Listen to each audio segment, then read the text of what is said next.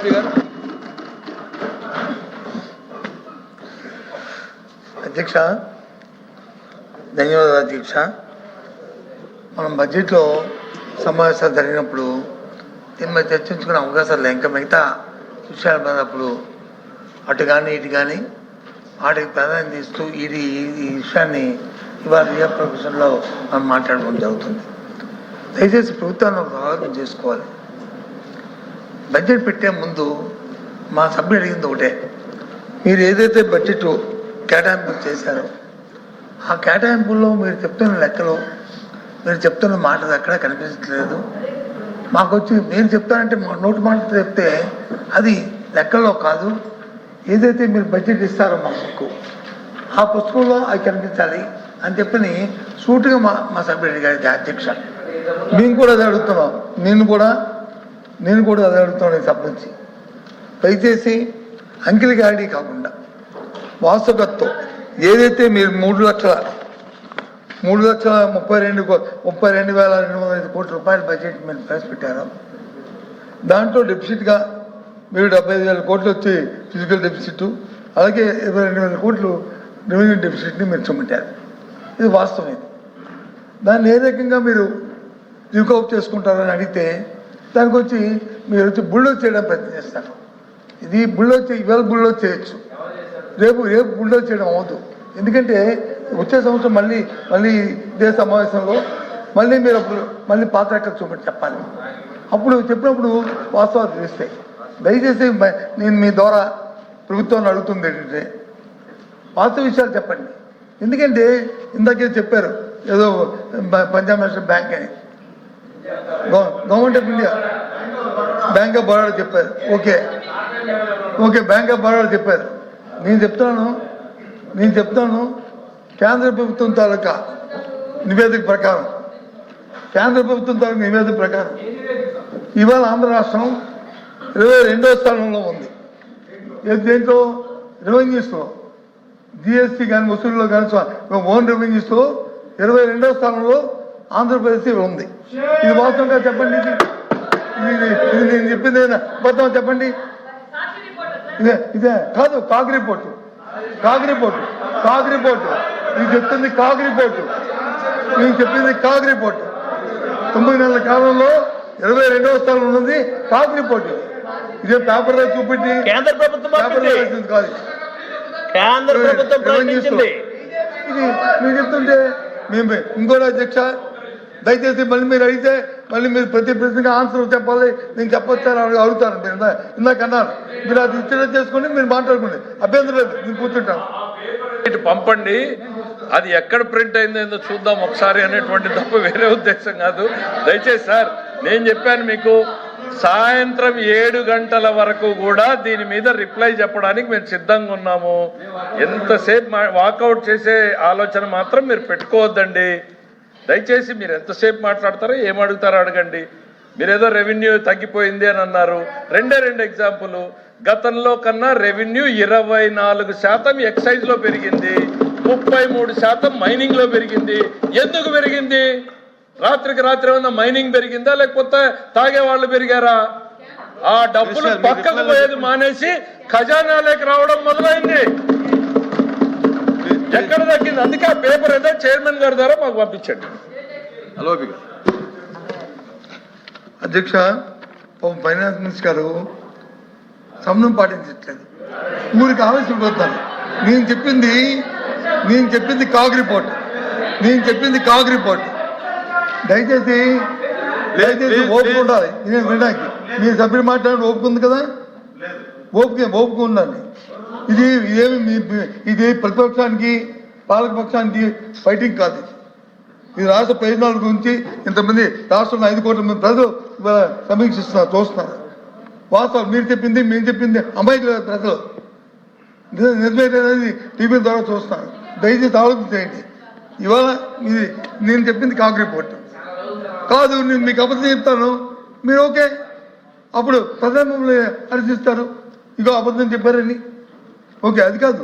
నేను అడుగుతుంది అంటే స్ట్రైట్గా ఏ రకంగా ఈ 3 నెలల కాలంలో మీరు వచ్చి మీకు వస్తున్న రెవెన్యూ చేసిన 75,000 కోట్లు కాకుండా 1,15,000 కోట్లకి తీసుకెళ్తారు. ఏ రకంగా వస్తుంది, అది సాధ్యమా అని అడిగాము. అది మీద పాత మంత్రం ఉంటే పొట్టంటే ఓకే, అంతే, మాకేం అభ్యంతరం లేదు. మాకు కావాల్సింది రాష్ట్ర ప్రయోజనం. మీరు అనుకున్న 1,20,000 కోట్లు సాధించండి, సంతోషం. కానీ అసాధ్యం. ఎలాగా అవ్విటి ఎలాగా 10 నెలల కాలంలో రాండి, 2 నెలల కాలంలో వస్తుంది. 2 నెలల కాలంలో ఏమో వస్తుంది, ఎలా వస్తుంది సార్? కాబట్టి అంటాం. పోతే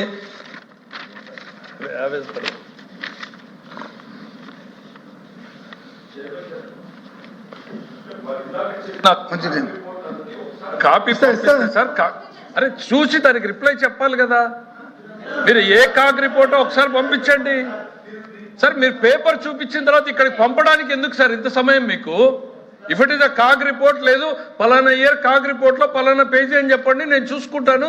అది నిజమైతే నిజమని చెప్తాను, కాదంటే నిజం కాదండి సత్యబాబు గారు అని చెప్తాను.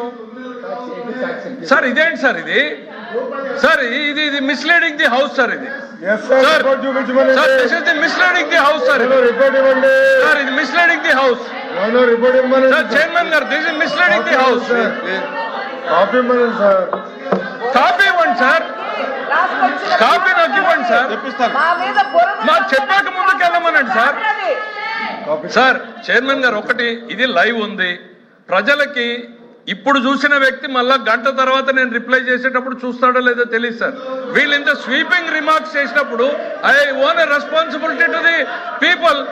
ఆ కాపీ ఏదో పంపండి, ఏ కాగ్ రిపోర్టు ఏ ఇయర్ది ఏ పేజ్ లో ఉందో చూడండి.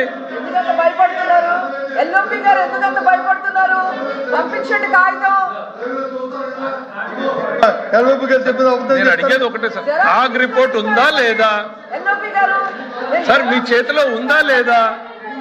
రిపోర్ట్ ఉందా లేదా? రిపోర్ట్ మీ చేతిలో ఉందా లేదా సార్? రిపోర్ట్ ఉందా లేదా? Yes or no? రిపోర్ట్ చేతిలో ఉందా లేదా? Yes or no?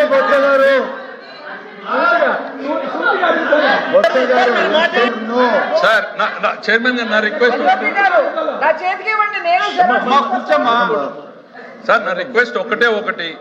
వారు కాగ్ రిపోర్ట్ గురించి మాట్లాడారు, విన్నాము. ఆ తర్వాత వేరే సబ్జెక్టులకు వెళ్ళారు అంటే ఆ పేపర్తో ఇంక అవసరం లేదు. దయచేసి ఆ పక్కన పెట్టిన పేపర్ని ఏదో మాకు పంపించండి. ఆ కాగ్ రిపోర్ట్ ఏదో చూస్తాము. నిజమంటే అవునండి సత్యబాబు గారు, మేము చూడలేదు ఈ కాగ్ రిపోర్ట్ ని, ఒకసారి చూసి కరెక్టే సరిగ్గా మీరే కరెక్ట్ అని చెప్తాను. లేదు తప్పైంది అని అంటే సత్యబాబు గారు ఈ ఫిగర్స్ కరెక్ట్ గా ఉన్నట్లేవు, వెరిఫై చేయండి. పేపర్ పంపించడానికి ఎందుకు సార్ ఇబ్బంది? When you quoted that paper, ఆ పేపర్ పంపించడానికి ఇబ్బంది ఏంటి సార్? ఇది సార్ పేపర్ ఉందా లేదా? వారు కోట్ చేసింది నిజమా కాదా? పేపర్ ఉంటే నాకు పంపించండి ప్లీజ్. ఎల్ఓపి గారు బైక్ వచ్చారు. అది లేకుండా ఏ రకంగా ఎల్ఓపి గారు ఏంటి అధ్యక్ష? ముందు బాసు కూర్చో, పంపిస్తాను. ఎందుకు కాబరా? నేను అన్ని పంపిస్తాను. అబద్ధాలు చెప్పే అవసరం లేదు మాకు. ఆయనలాగే నేను బద్దీ చెప్పను అబద్ధం. నేను అబద్ధం చెప్పాల్సిన అవసరం లేదు మాకు. కూర్చో ఏంటి? ఎందుకంత తొందర? కూర్చోండి. మాట్లాడుతున్నారు కదా, బుధాలు చదువుకుంటారు, బుధాలు చదువుకుంటారు, వాస్తవాలు చెప్తారు, బుధాలు చదువుకుంటారు. కూర్చోండి. ఇది నేను టైం ఇచ్చాను, మీరందరూ ఎందుకు కూర్చోండి? ఏంటండి ఇది? ఏంటిది? ఏంటిది?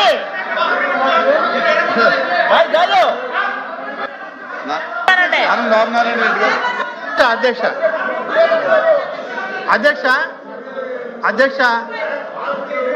ఇక్కడ గౌరవనీయులైనటువంటి ప్రతిపక్ష నాయకులు కానీ గౌరవనీయులైనటువంటి ఆర్థిక మంత్రి గారు కానీ ఇద్దరు కూడా లెజిస్లేచర్ ప్రొసీజర్లో అనుభవం లేదు అధ్యక్ష. ఎందుకంటే నేను కూడా చాలా కాలం లెజిస్లేచర్లో పనిచేశాను అధ్యక్ష. ఒక విషయం ఏంటంటే అధ్యక్ష, అవును అధ్యక్ష, మన ఆర్థిక మంత్రి గారు చెప్పినట్టు నేను కూడా ఆర్థిక మంత్రిగా పనిచేశాను అధ్యక్ష, ఉమ్మడి ఆంధ్రప్రదేశ్. అధ్యక్ష ఒక విషయం, ఏదైనా ఒక రెఫరెన్స్ కోట్ చేసేటప్పుడు క్లారిఫికేషన్కి గవర్నమెంట్ సైడ్ నుంచి ప్రతిపక్ష నాయకులను కానీ ప్రతిపక్ష సభ్యులను కానీ అడగడం ఆనవాయితీ అధ్యక్ష. అడిగినప్పుడు మీరు వెంటనే పేపర్ ఉంటే పంపొచ్చు, పేపర్ లేకపోయినా ఆ కాగ్ రిపోర్ట్ అన్నారు, లేదంటే ఏదో ఒక సబ్జెక్ట్ మీద మీరు మాట్లాడినప్పుడు ఫలానా వాల్యూమ్లో ఫలానా పేజీలో ఫలానా పేరాలో ఇది ఉంది మీరు రెఫర్ చేసుకోండి అని చెప్పచ్చు. వారు అది కూడా రెఫరెన్స్ చెప్పకుండా ఉన్నటువంటి వాస్తవ పేపర్ని పంపించకుండా తమ ద్వారా ఈ వాదనకి దారి తీసింది అధ్యక్ష. తమని నేను కోరేది ఏంటంటే గౌరవ ఎల్ఓపి గారు కాగ్ రిపోర్ట్ గురించి దానిలో ఉన్నటువంటి విషయాన్ని ప్రస్తావన చేశాను చెప్పారు అధ్యక్ష. వారు ఇప్పుడు అక్కడి నుంచి paper పంపకపోయినా A CAG report a volume ఏ పేపర్లో ఉన్న అభ్యంతరం అవి పేజీని చెప్పానండి, మేము ఇక్కడ రెఫర్ చేసుకుంటాం అధ్యక్ష.